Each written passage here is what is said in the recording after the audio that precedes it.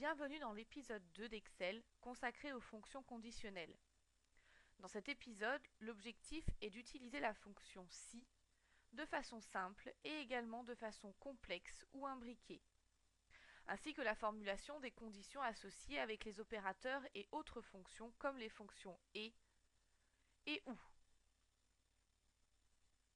Il est parfois utile qu'Excel effectue des opérations particulières sous certaines conditions logiques.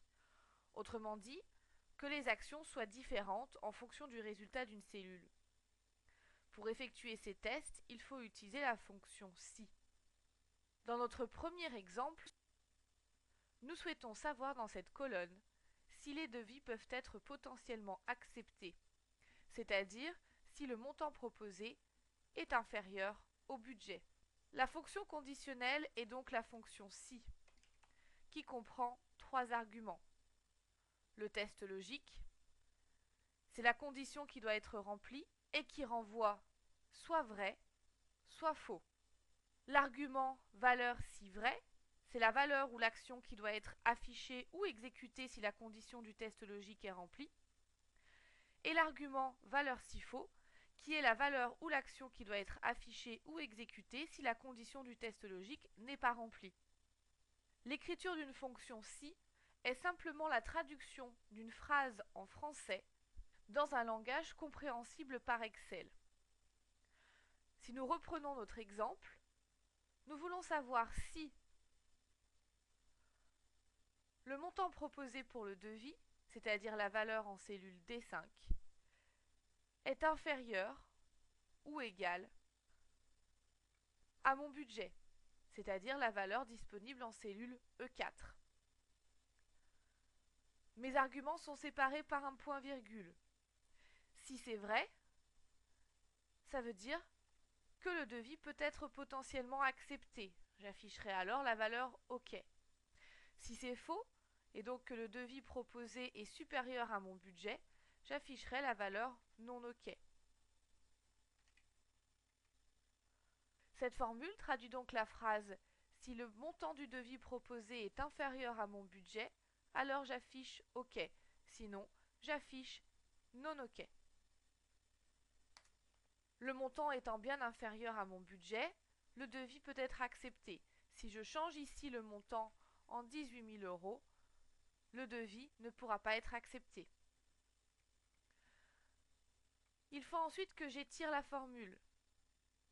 Avant, je dois bloquer ma cellule E4 par sa référence absolue.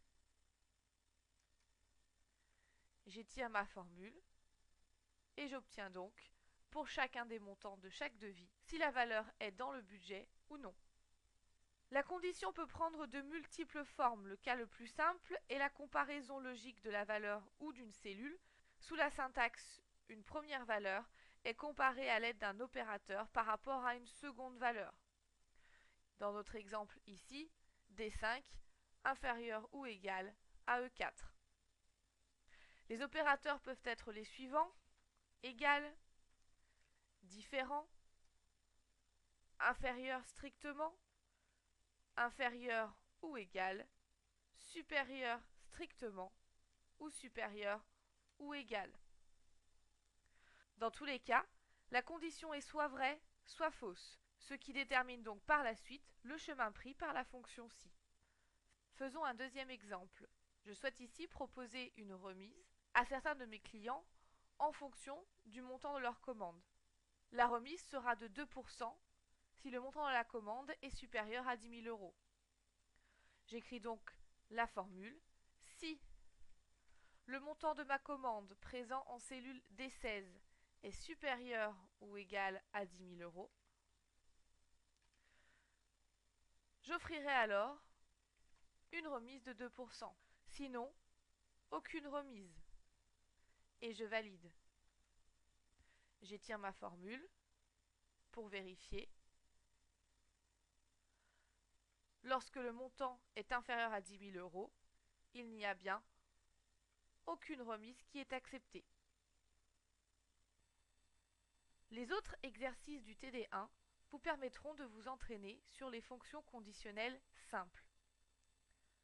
Une dernière information,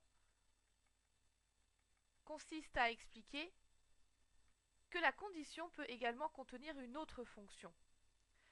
Dans cet exemple, je souhaite accorder une prime à tous les employés ayant réalisé un chiffre d'affaires supérieur à 30 000 euros. Ma condition sera alors de vérifier si la somme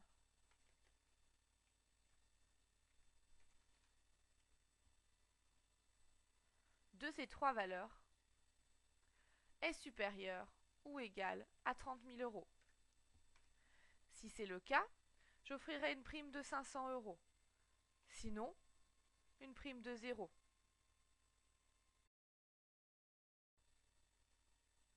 Je pourrais tout aussi bien indexer ma prime sur le chiffre d'affaires réalisé. À ce moment-là, la prime serait égale à la somme multipliée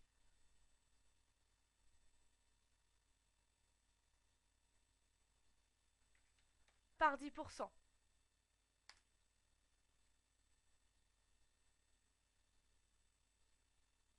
En étirant ma formule, les primes seront différentes en fonction du chiffre d'affaires réalisé.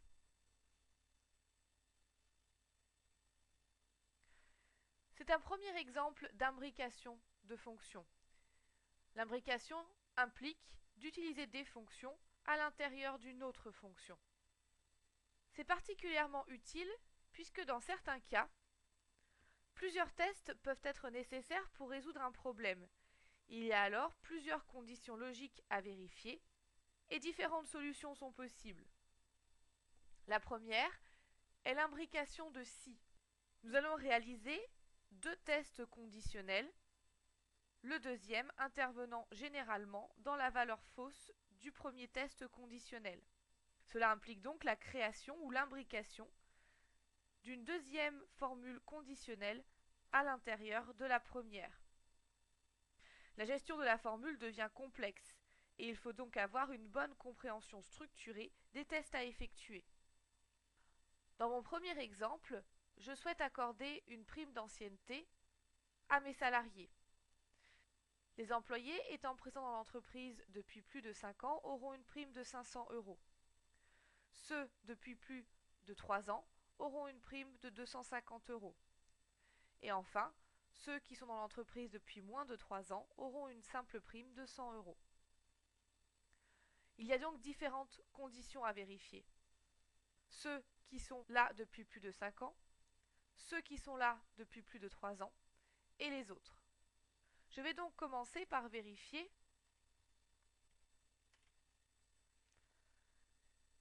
si mon employé est présent depuis plus de 5 ans. Si c'est vrai, je lui accorde donc sa prime de 500 euros. Par contre, si c'est faux, j'ai encore deux cas de figure. Ceux qui vont gagner une prime de 250 et ceux qui vont gagner une prime de 100 euros. Je dois donc revérifier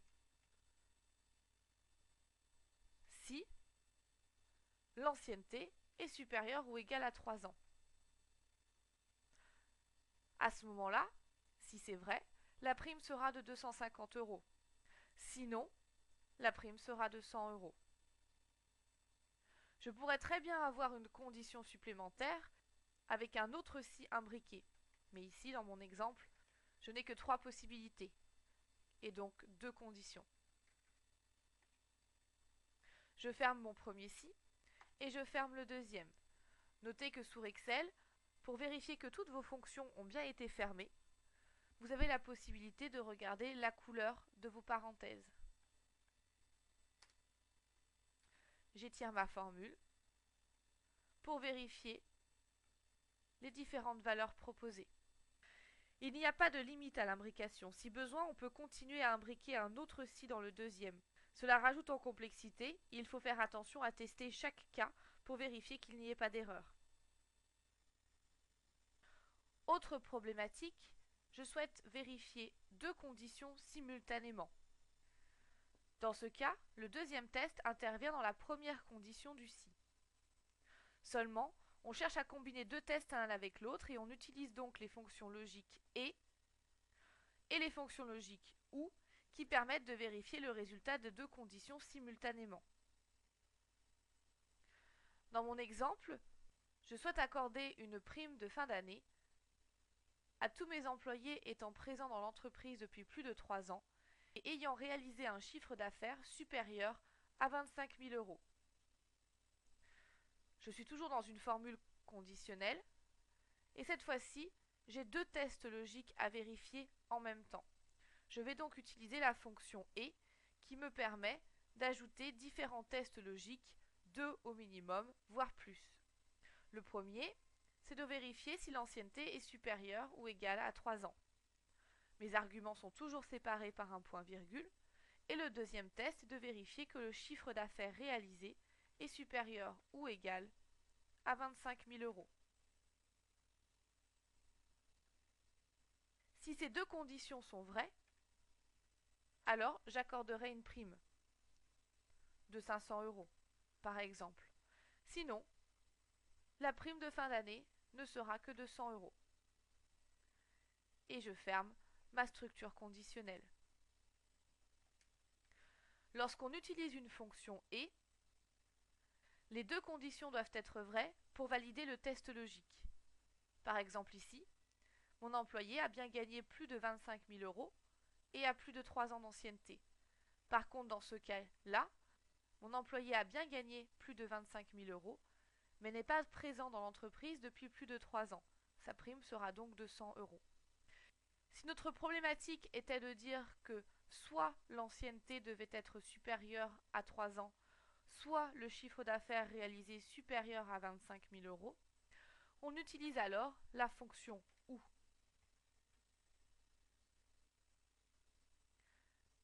qui est basée sur la même syntaxe, mais qui permet de vérifier soit la première condition, soit la deuxième, pour être vraie. Si je valide et que j'étire ma formule, le cas de tout à l'heure renvoie une prime de 500 euros, puisque l'employé devait soit avoir un chiffre d'affaires supérieur à 25 000, soit une ancienneté supérieure à 3 ans.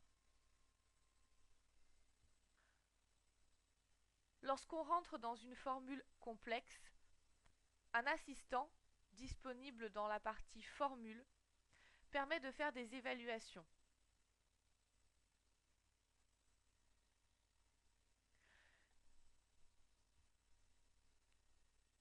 Cet outil permet de tester une formule et de comprendre l'origine d'une erreur. Il exécute cette formule complexe étape par étape. Voici la formule que nous avons écrite dans la cellule F82, qui dispose de plusieurs fonctions. L'évaluateur de formule va exécuter ces fonctions les unes après les autres. Nous devons cliquer pour chaque étape sur « Évaluer ». La première chose qu'il va évaluer est la valeur présente dans la cellule E82, qui est égale à 4. Il va vérifier ce test logique. Est-ce que 4 est supérieur ou égal à 3 ? La réponse est vraie. Prochaine chose qu'il va évaluer est la valeur de la cellule D82, qui est de 25 000 euros. Est-ce que cette condition est vraie ? Oui. Il va maintenant réfléchir sur la partie conditionnelle « ou », en fonction du résultat renvoyé par notre premier argument et par notre deuxième. L'évaluation est donc vraie. La condition attendue dans le si est donc vraie et va renvoyer la première valeur, c'est-à-dire 500. La formule que nous venons de voir est encore relativement simple, même si elle commence à imbriquer certaines fonctions. Il peut arriver, et nous verrons cela dans le prochain épisode, à l'aide des fonctions recherche, que les formules soient réellement complexes, et cet outil peut ainsi prendre toute sa valeur.